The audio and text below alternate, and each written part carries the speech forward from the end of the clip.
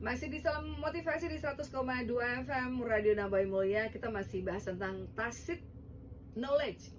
Untuk Anda yang baru aja bergabung di 100,2 FM, kita membahas tacit knowledge ya, sahabat mulia ya. Beda dengan eksplisit, implisit yang tadi udah dijelaskan sama Pak Tripitara. Dan nanti kalau misalnya pengen diulang lagi di akhir ya Pak ya, untuk menjelaskan lagi, mengulang lagi apakah arti-arti yang tadi udah disampaikan di awal.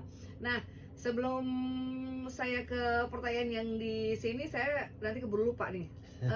Tacit itu apakah bisa dipelajari Pak Patri? Ya, bisa Mbak Ulfa. Posisi setiap orang itu bisa memiliki tacit knowledge. Dan orang yang sudah punya tacit knowledge bisa ditingkatkan kapasitas tacit knowledge-nya. Oh gitu. Nah, itu ada berbagai macam cara. Tapi maaf sebentar. Tapi kita udah tahu dulu belum kalau kita ini punya tacit knowledge?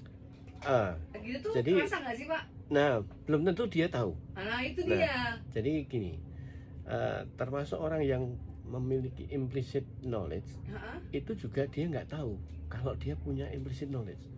Biasanya ketika ada orang di luar dirinya menyampaikan sesuatu, maka dia baru, oh ini ada, saya punya sesuatu keistimewaan tuh ternyata. Karena apa yang kita lakukan ini kadang yang melakukan biasa aja sepertinya. Nggak ngefek. Termasuk tacit knowledge tadi. Misalnya tadi ketika kita melihat ada orang cuma masak dengan bahan yang sederhana, apapun ya asal cemplung-cemplung begitu kok enak sekali. Dia tidak tahu kalau itu menurut orang lain enak sekali. Bagi dia enak biasa aja. Nah, itulah tacit knowledge itu bagi yang bersangkutan belum tentu dia menyadari. Nah, tetapi ketika contoh konkret tadi dengan berhubungan ke pihak lain, misalnya tadi mendekati anak kecil. Ya, anak kecil itu kan perasaannya jujur dan betul-betul orisinil manusia itu. Sehingga ketika kok dengan saya nggak mau, dengan yang lain dengan itu kok mau ya? Sama si A ini mau. Iya, padahal kondisinya sama-sama asing bagi dia. Tapi kok dia mau?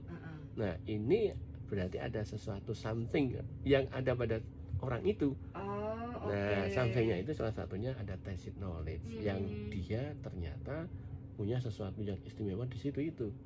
Begitu Mbak Ulfa. Iya, jadi ini sahabat mulia juga setelah denger ini harus ngerti nih bahwa kalau misalnya ngeliat seseorang tuh punya seperti itu, kita mesti kasih tahu ke orang tersebut Pak ya, bahwa ya kan supaya orang itu tahu bahwa oh aku ini punya sesuatu ini gitu ya Pak Tri ya. Betul. Jadi itu pun bisa dipelajari. Nah, bagaimana cara mempelajarinya Pak? Iya.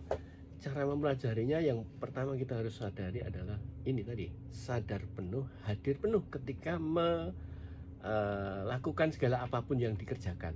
Contohnya, saya sadar penuh siaran ya, misalnya saya ini sedang ada siaran dengan Mbak Ulfa. Maka fisik saya dan pikiran saya, jiwa saya harus di sini. Full ya, sadar penuh, hadir utuh ya. Posisi itulah yang kemudian saya nggak ada inner voice yang di luar itu.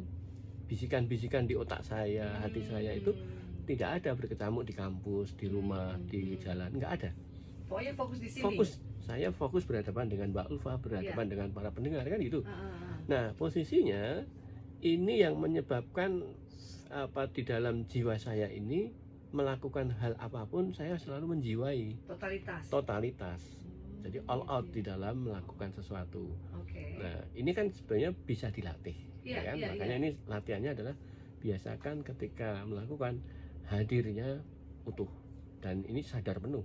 Misalnya saya fokus bagaimana saya siaran dengan baik gitu ya, fokus memberikan mempersiapkan materi yang akan saya sampaikan ke sahabat mulia, itu saya fokus di situ terus. Betul. Ya, sehingga kenapa pada posisi saat saya dulu anak saya sakit di ICU Sarjito masih bisa siaran lewat by phone.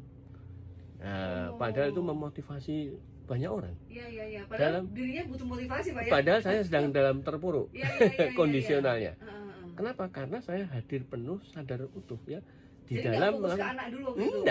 Enggak sama sekali. Jadi saya bisa memisahkan dalam konteks, dalam dimensi ruang dan waktu yang terjadi itu ada split di situ, sehingga saya tidak terganggu oleh inner voice diri saya yang berpikir tentang atau membisiki saya tentang hal-hal yang sedang saya alami Nah, yang tantangannya di situ ya Pak ya? itu enggak. Inner voice tadi ya Pak ya? Iya, karena ketika manusia itu selalu muncul inner voice Iya.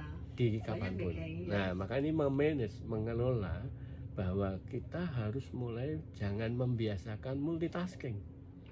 Multitasking itu dalam sewaktu mengerjakan dalam hal yang berbeda di sewaktu itu. Padahal tuh kadang jadi kebanggaan para wanita loh Pak. Nah, itu banyak wanita begitu. Iya, kita tuh multitasking, gitu kan? Bisa ini, Iya. bisa itu, bisa ini, bisa itu, gitu Iya, Pak ya. justru itu yang menyebabkan tidak terasahnya tacit knowledge yang pertama. Yang kedua, itu akan menurunkan produktivitas di dalam diri kita. Jadi produktivitas seseorang ini akan menurun sejalan dengan kebiasaan multitasking. Aduh, gitu ya? Ya, iya. That's why kenapa para cowok itu fokus ya Pak ya? Iya. Karena mereka nggak multitasking kan? Iya, multitasking. Dan yang ketiga, Uh-huh. resiko stresnya tinggi. Oh iya, karena harus mengerjakan semua dan Iya. harus selesai semua. Betul. Oh iya. Karena itu dia under pressure, sehingga mengerjakannya ini tanpa dia sadari, kayak mesin saja. Itu benar loh Pak. Itu kayak pekerjaan rumah itu Iya. kayaknya kita dituntut multitasking. Nah, Harus ini selesai itu, ini sambil itu dikerjakan dalam satu waktu. Saya suka Iya. bangga sama diri saya padahal saya bisa nyuci, masak, sambil manggil anak, suruh ini, suruh itu. ya. Semua pekerjaan, tapi agak ini juga kepala saya agak berat. Stresornya tinggi, nanti Oh bisa iya, menyebabkan bener. sudah Stresnya unconsciousness tinggi. di bawah non kesadaran nanti. Iya. Oh, oke. Jadi sebaiknya gimana nih? Sebaiknya jangan multitasking gitu, Pak. Maka sebaiknya setiap apapun yang dia kerjakan itu justru tadi hadir penuh sadar utuh. Ini kenapa? Karena tadi ketika saya ini mengerjakan sesuatu itu bukan menjadi sebuah pembebanan, tapi relax, Enjoy. enjoy. Oh iya. Kenapa? Karena ketika kita, contoh saja ya Mbak, Mm-mm. ada orang untuk bisa melepas kecemasan, salah satunya adalah wudhu sebetulnya. Wudhu biasa melakukan biasa, tapi ketika kita itu wudhu, coba kita rasakan gesekan Nah, tangan itu dengan dia. air. Nggak pernah ngerasain sih. Ini Asal cuci tangan doang ya. betul, Oh. itu yang nanti akan terjadi, betapa rasanya air kena tubuh Kulit. kita, mengalir ke tubuh kita, terus ada gesekan ini, kita rasakan betul, itu rileks sekali, melepas. Ini kalau di otak direkam pakai EEG, maka pada posisi gelombang alfa. Masya Allah, gitu ya Pak. Iya, rilis sekali kita menjadi melepas stres.